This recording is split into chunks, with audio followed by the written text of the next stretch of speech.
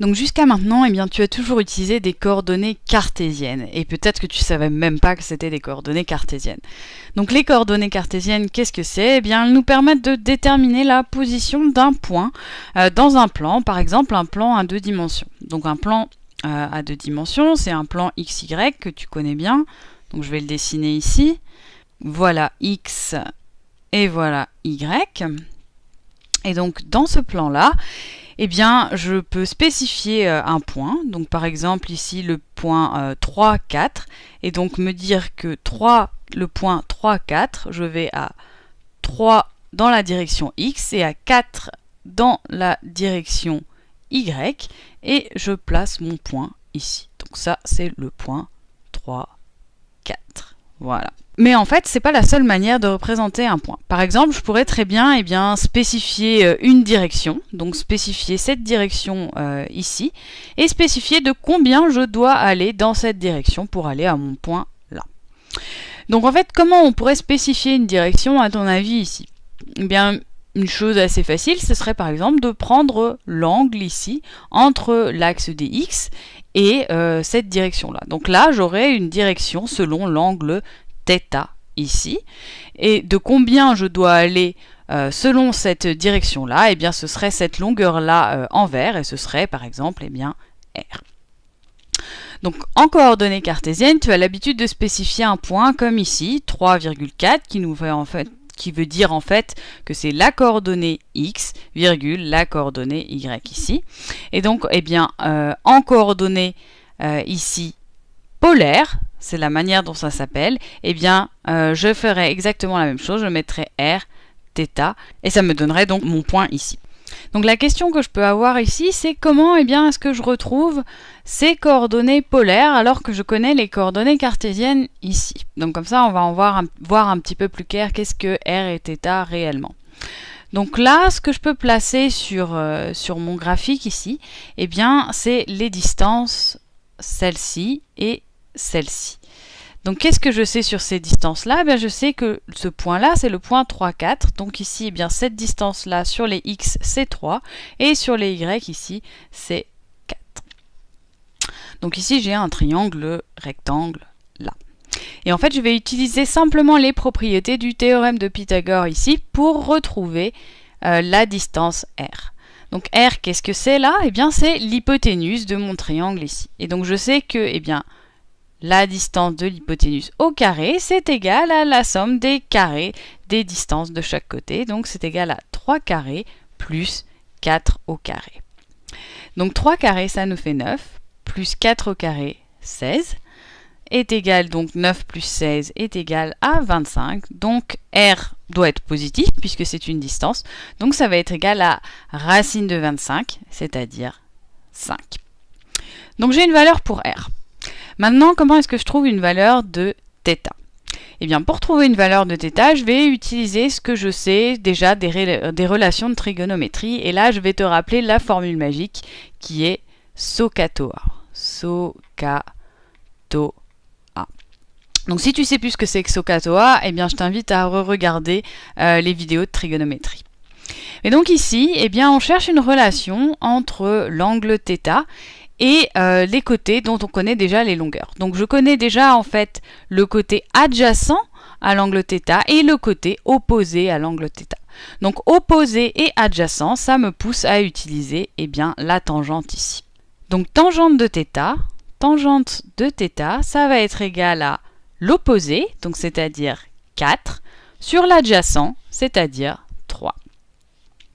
Et donc pour trouver θ, j'ai plus qu'à prendre l'arc-tangente de chaque côté de l'équation. C'est-à-dire que arc-tan de θ va être égal à θ, qui va être égal à arc-tan de 4 tiers. Et là, je crois que je vais être obligée d'utiliser une calculatrice pour ça. Donc je vais sortir ma calculatrice, la voilà. Et donc 4 tiers, c'est égal à ça, je vais prendre l'arc-tangente de ces 4 tiers-là. Et donc ça me donne en degrés 53 degrés. Donc θ ici est environ égal à 53 degrés. Donc en fait, ce point-là ici, c'est la même chose que d'écrire 5, puisque R est égal à 5, 53 degrés. Voilà. Donc ça, eh bien, c'est les coordonnées polaires de ce point ici. Maintenant, est-ce que c'est possible d'avoir une équation plus générale qui me permette d'aller des coordonnées cartésiennes vers les coordonnées polaires? Eh bien, c'est ce qu'on va voir là ensemble tout de suite. Donc, comment je peux aller des coordonnées cartésiennes aux coordonnées polaires? Donc, r, θ. Eh bien, en fait, on va utiliser la même chose que ici. Je vais juste effacer quelques données, parce que maintenant, on va essayer de raisonner de manière plus générale. Donc, je vais effacer le 3 ici, le 4 ici. Donc ça, je ne connais plus ces coordonnées-là. Bon, je vais effacer ça. Voilà. Donc, la seule chose que je sais ici, c'est que ce point-là, c'est le point qui a pour coordonnées x, y. Donc, cette longueur-là, c'est x, et cette longueur-là, c'est y. Et donc, comment je fais pour savoir R en fonction de x et y? Eh bien, comme tout à l'heure, j'applique le théorème de Pythagore qui me dit que R carré, c'est égal à x au carré plus y au carré. Et puis, pour avoir l'angle θ, c'est comme tout à l'heure, je vais utiliser la tangente qui va me donner tangente θ est égale à opposé, donc c'est-à-dire y, sur adjacent, c'est-à-dire x. Donc avec ces deux équations-là, je peux transformer des coordonnées cartésiennes en coordonnées polaires.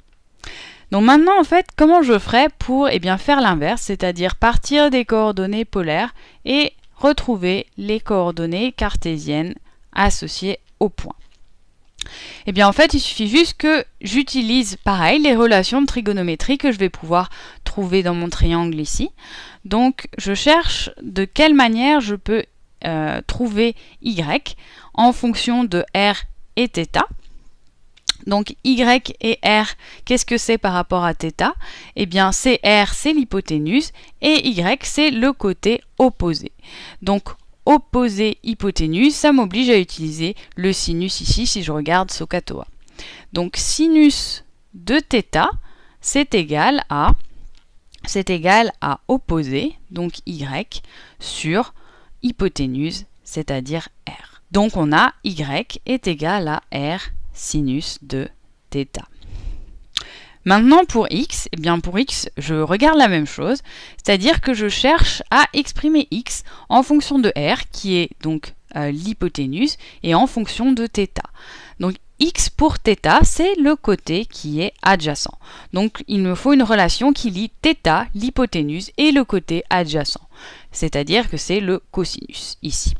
Donc j'ai cosinus de θ qui va être égal à x sur r, et ça, c'est x qui est égal à r cosinus θ.